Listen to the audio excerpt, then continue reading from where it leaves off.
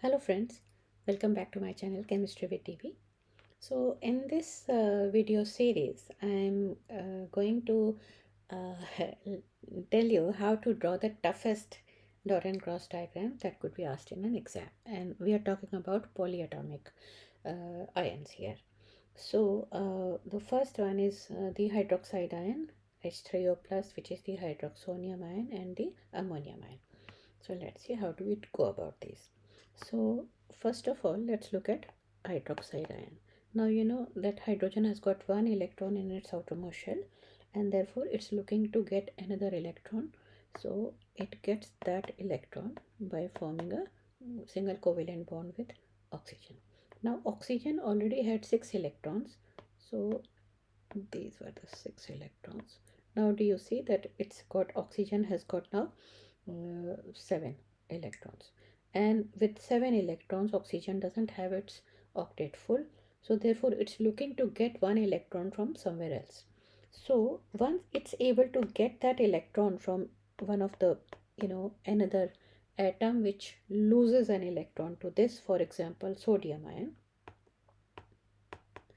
it's giving the electron to oxygen, then it's got one extra electron and therefore it acquires a 1 minus charge.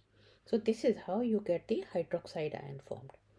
Now I hope this was clear. Now let's move on to the next, which is the ammonium ion. So when we are looking at an ammonium ion, NH4 plus. Now we know that nitrogen has got 5 electrons in its outermost shell. So therefore it forms 3 single covalent bonds with hydrogens by sharing one of its electrons, and the 2 electrons are held in a as a lone pair. So when another hydrogen comes without an electron, which is H plus, so nitrogen uses its lone pair to form a dative covalent bond with this proton, and in the process it forms a 1 positive ion.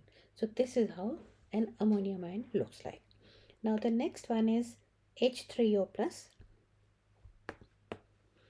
So H3O plus ion, which is formed when one water molecule gains a proton, forming an H3O plus ion. So now let's see, oxygen is in group 6, so it has got 6 electrons in its outermost shell. So it forms 2 covalent bonds, single covalent bonds with these 2 hydrogens, and now it has got 2 lone pairs. So this one of the lone pair is used to gain this proton by forming a dative covalent bond, and this is how it becomes a H3O plus ion. So this is how you draw the dot and cross diagrams, and I hope it was clear. If you like this video, then please like, share and subscribe, and I look forward to see you on the next video in this series.